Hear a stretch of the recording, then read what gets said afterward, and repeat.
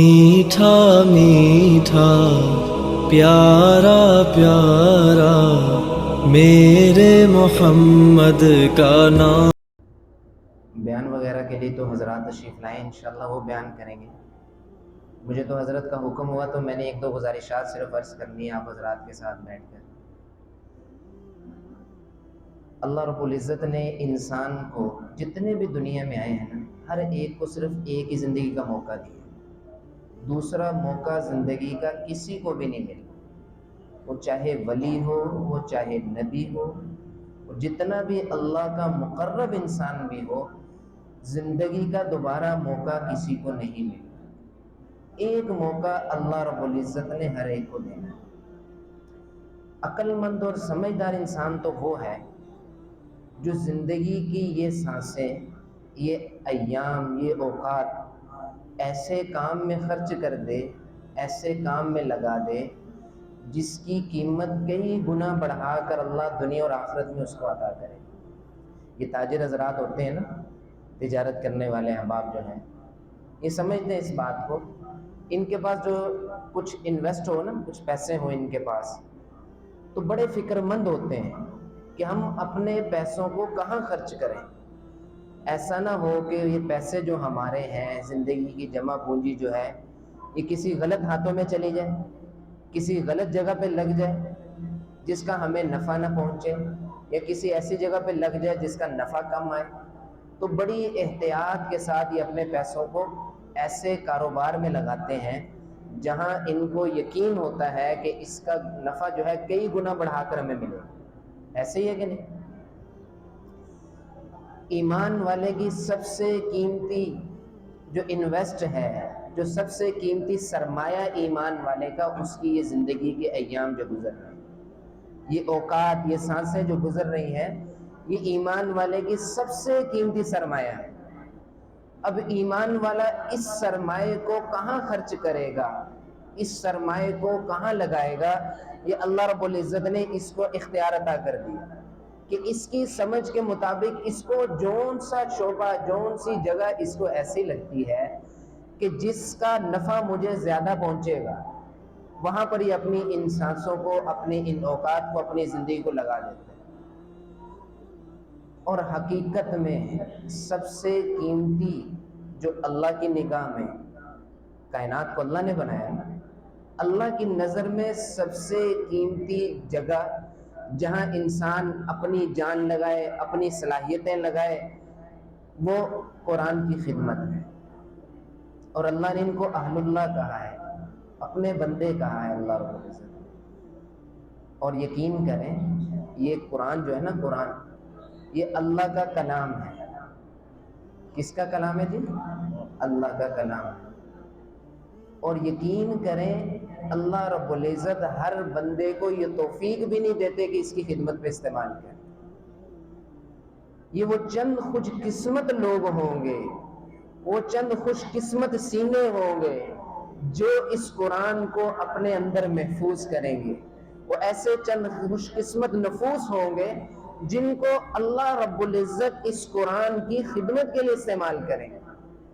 ہم تو یہ سمجھتے ہیں نا، بچہ بڑا ہوتا ہے، گھر میں مشورہ چلتا ہے، جی اس کو اسکول میں بھیج دیں، اب اس کا کیا کرنا ہے، کہاں لے جائیں؟ وہ کہتا ہے یہ حافظ قرآن بنا دو۔ نہیں، یہ حافظ قرآن بنا کے کیا کرنا ہے؟ کھائے گا کہاں سے، کیا کرے گا، اس کا کیا بنے گا؟ یہ سوچیں گھر میں چل نہیں، اس کو اس شعبے میں ڈال دو، اس کو ڈاکٹر بنا دو، اس کو انجینئر بنا دو، اس کو CSS کروا دو، یہ کل بڑے عہدے پہ بیٹھ جائے گا، یہ کرے گا۔ اور لوگ سمجھ رہے ہوتے ہیں کہ ہم نے اپنے بچے کو حافظ قرآن نہیں بنایا۔ اور بھائی بات ایسی نہیں ہے، بات تو یہ ہے کہ اللہ نے قبول نہیں کیا آپ کو، آپ کے خاندان کو اللہ نے اس کلام اللہ کی خدمت کے لیے قبول نہیں کیا۔ یہ تو ہر بندے کی بس کی بات نہیں ہے کہ اللہ پاک کا کلام اللہ کا ہو، کلام اللہ ہو، اس کی خدمت کے لیے اللہ ہر عام انسان کو قبول کر لے، ایسی بات نہیں ہے۔ یہ تو وہ خوش قسمت لوگ ہوں گے، وہ خوش قسمت نفوس ہوں گے جن کو اللہ رب العزت اس نعمت سے نوازیں گے کہ جن کو اللہ قرآن کی خدمت میں لگا دیں گے۔ وہ خوش قسمت سینے ہوں گے جن کو اللہ پاک اس قرآن کو محفوظ کرنے کے لیے استعمال کر لیں گے۔ یہ تو خوش قسمتی ہے، یہ تو اللہ کا انتخاب ہے۔ ہم اس کو کم نہ سمجھا کریں کہ ہمارا بچہ حافظ قرآن بن گیا. ہوتا پتہ کیا معاشرے میں، خاندانوں کے اندر گھروں میں جب بیٹھے ہو نا تو پوچھا جاتا ہے جی آپ کا بیٹا کیا کرتا ہے؟ جی میرا یہ بیٹا ڈاکٹر بن رہا ہے، یہ فلاں بن رہا ہے، انجینئر بن رہا ہے، یہ CSS کر رہا ہے. اچھا، اور یہ تو ویسے ہی بس مدرسے جاتا ہے. وہ حافظ قرآن جو بن رہا ہوتا ہے اس کو کہتے ہیں یہ مدرسے جاتا ہے. ویسے اللہ کے بندو، جو حافظ قرآن بن رہا ہے سب سے بڑی تعلیم تو وہ حاصل کر رہا ہے. باقی تعلیموں کو تو ہم سمجھتے ہیں کہ یہ تو یہ کام کر رہا ہے، یہ تو یہ کر رہا ہے، یہ وہ فلاں کام کر رہا ہے. حالانکہ بتانا یہ چاہیے میرا ایک بیٹا اگر ڈاکٹر بن رہا ہے، انجینئر بن رہا ہے، ایک بیٹا میرا اعلیٰ تعلیم حاصل کر رہا ہے، تو علم وحی سے بڑھ کر بھی کوئی اعلیٰ تعلیم ہے. ہم باقی چیزوں کو تو بڑا اعلیٰ سمجھتے ہیں کہ باقی علوم، ان علوم میں کیا طاقت ہے؟ صرف چند پیسے کمانے کی طاقت ہم سمجھتے ہیں ان کے اندر، اس لیے ہم ان کو اعلیٰ تعلیم سمجھتے ہیں. جی میرا بیٹا اعلیٰ تعلیم حاصل کر. اعلیٰ تعلیم تو وہ حاصل کرے جو قرآن کا حافظ بن رہا ہے، جو علم وحی اپنے اندر، اپنے سینے کے اندر محفوظ کر رہا ہے، جو تعلیم یہ حاصل کر رہا ہے. اعلیٰ تعلیم یافتہ تو یہ انسان ہے. یہ جو حفاظ بیٹھے ہیں نا یہ اعلیٰ تعلیم یافتہ ہیں. ہم ان کو اعلیٰ تعلیم یافتہ کہیں، دوسروں کو ہم اعلیٰ تعلیم یافتہ سمجھتے ہیں نا کہ فلاں بندہ بچہ ہمارا یہ کر رہا ہے وہ بڑا اعلیٰ تعلیم یافتہ ہے. یہ اعلیٰ تعلیم حاصل کرنے کے لیے باہر کے ملک گئے ہیں، اعلیٰ تعلیم حاصل کرنے کے لیے فلاں یونیورسٹی میں پڑھ رہے ہیں. یہ ہماری زبان اور ہماری سوچ کے اندر ایک غلط فہمی ہے میرے بھائی. اعلیٰ تعلیم تو یہ اللہ کا کلام ہے. یہ وہ خوش قسمت سینہ ہے جس کو اللہ نصیب فرما دے گا، جس کے اندر یہ قرآن اتر جائے گا. حدیث میں آتا ہے کہ خدا نہ خواستہ کسی گناہ کی وجہ سے اگر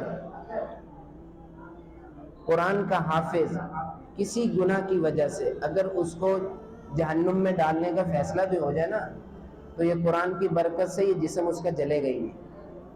یہ قرآن کی برکات ہے میرے بھائیوں. ان کی برکات کو ہم بہت کم سمجھتے ہیں. یہ تو خوش قسمتی ہے ان گھرانوں کی جن گھرانوں کے اندر اللہ رب العزت نے ایسے بچے پیدا کر دیے جو قرآن کو محفوظ کیے ہوئے جنہوں نے اپنے سینوں کے اندر.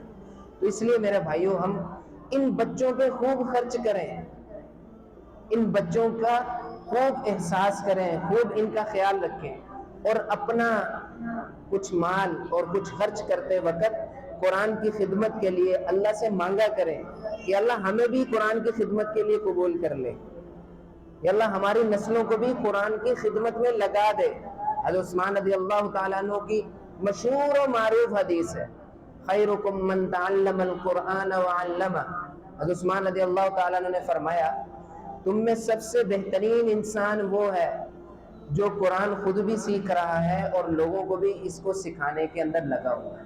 سب سے بہترین، سب سے قیمتی انسان. اور جن جن شعبوں کے اندر ہم دنیا کے اندر زندگی گزار رہے ہیں نا ان سب شعبوں میں سے سب سے قیمتی شعبہ یہ قرآن کی خدمت کا ہے. یہ حضرت عثمان رضی اللہ تعالیٰ عنہ نے اللہ کے نبی صلی اللہ علیہ وسلم کے الفاظ نقل فرمائے ہیں. اللہ کے ہاں بھی ان کا مقام سب سے اوپر، اور صحابہ کی نظر میں بھی. جس وقت حضرت عثمان رضی اللہ تعالیٰ عنہ نے یہ حدیث بیان کی نا ان کی مجلس کے اندر ایک تابعی بیٹھے ہوئے تھے، اسلمی نام تھا ان کا رحمہ اللہ علیہ. جب انہوں نے حضرت عثمان رضی اللہ تعالیٰ عنہ سے یہ حدیث سنی، کتابوں میں لکھا ہے کہ انہوں کو اللہ رب العزت نے تقریباً 80-90 سال کی عمر عطا فرمائی. ان تابعین نے جس عمر کے اندر یہ حدیث حضرت عثمان رضی اللہ تعالیٰ عنہ سے سنی ہے اس کے بعد انہوں نے اپنے سارے کام چھوڑ دیے اور قرآن کی خدمت میں اپنے آپ کو لگا لیا اور مرتے دم تک اپنی زندگی قرآن کے لیے وقف کر دی. کہ اس سے بڑھ کر کوئی نعمت ہی نہیں ہے. اس سے بڑھ کر کیا اعزاز و اکرام ہو سکتا ہے کہ اللہ رب العزت ہمیں قرآن کے ساتھ جوڑ دے، ہمیں اللہ رب العزت اپنے کلام کے ساتھ جوڑ دے. اور یہ ہم زندگی میں اپنے ذہنوں سے یقین مانے اس چیز کو ختم کر دیں کہ دنیا کی زندگی جو ہے وہ مالداری سے گزرنے والی ہے. مال ہوگا تو کام بنیں گے، مال نہیں ہے تو ہمارے بچے کیسے پلیں گے، ہمارے گھر کے نظام کیسے چلیں گے.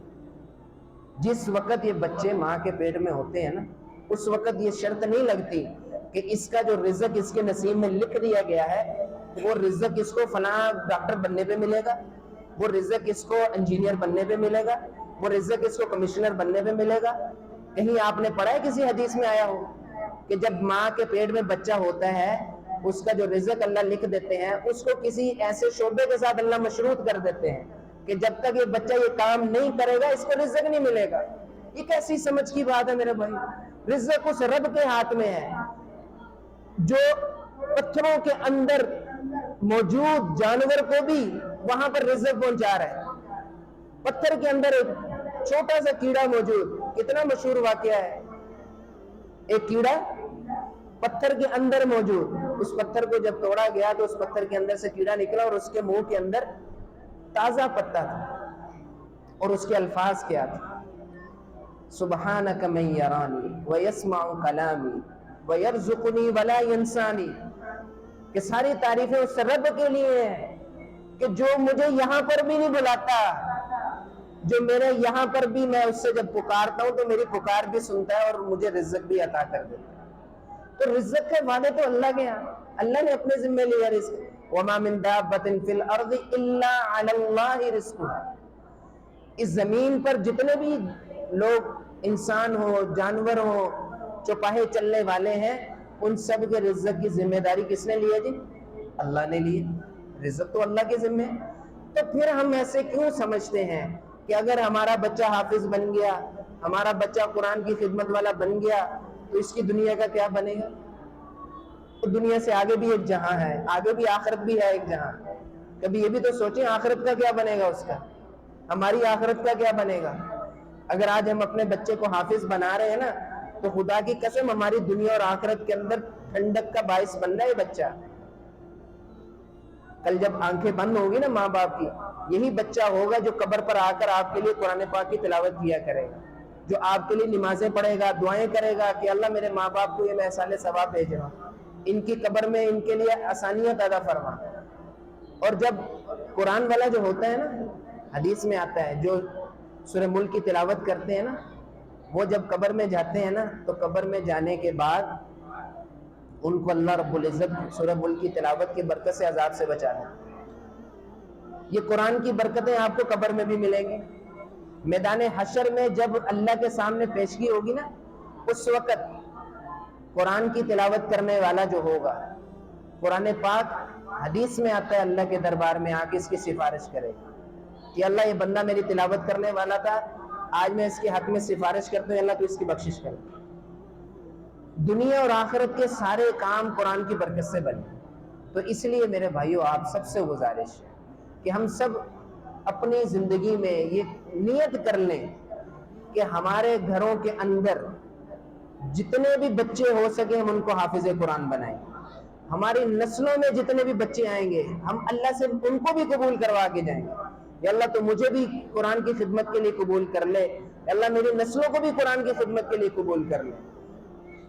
اور اس چیز سے ڈریں کہ قرآن کے شعبے کی حقارت دل میں اور دماغ میں آئے تھوڑی سی۔ یہ تو قاری صاحب جا رہے ہیں، یہ تو مدرسے والے ہیں، یہ مولوی صاحب جا رہے ہیں۔ یقین مانیں مولانا یونس پالن پوری رحمہ اللہ علیہ بکر موتی میں واقع ان کا یہ قول لکھا ہوا ہے، انہوں نے فرمایا کہ جو اہل علم یا اہل قرآن ان لوگوں کی حقارت کرتا ہے، تذلیل کرتا ہے، اللہ اس کی 10 نسلوں کو قرآن اور علم سے محروم کر دے۔ یہ عام بات نہیں ہے، ہم لوگ قرآن کی خدمت کرنے والے لوگوں کو عام نہ سمجھا کریں۔ یہ تو میں نے جیسے پہلے عرض کی کہ ہر کسی کو نصیب نہیں ہوتا، یہ تو اللہ خاص گھرانے قبول کر لیتے ہیں، خاص نفوس قبول کر لیں گے، خاص لوگوں کو اللہ یہ قبول کریں گے جو اس کی خدمت کریں گے۔ اللہ رب العزت ہم سب کو عمل کرنے کی توفیق عطا فرمائے۔